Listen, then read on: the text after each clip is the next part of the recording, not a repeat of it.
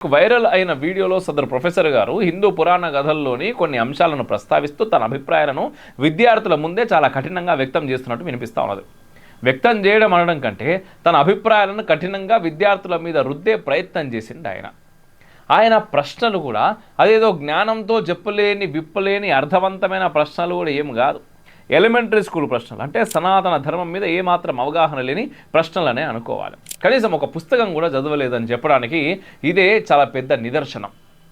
ఒక దేవుడు రాక్షసుని వధ చేయడానికి ఎందుకు భూమికి రావాలి అనేది పాపం ఆయనకు వచ్చిన ధర్మ సందేహం.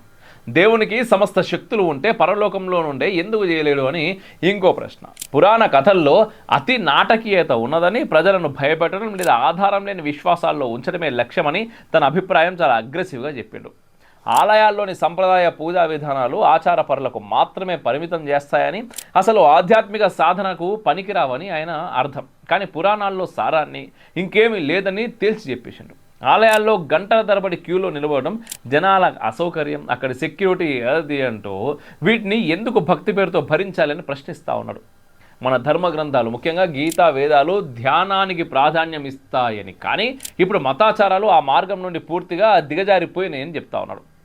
అంతేకాదు, ఇంకా పండితుల పాత్ర, దేవాలయ వ్యవస్థ, ఆర్థిక వ్యవహారాల గురించి కూడా చాలా తీవ్ర విమర్శలు చేశాడు. వీడియోలో అతను చేసిన వ్యాఖ్యలు ఘోరంగా హిందువుల మనోభావాలను కించపరిచే విధంగా ఉన్నాయన్నది వాస్తవం.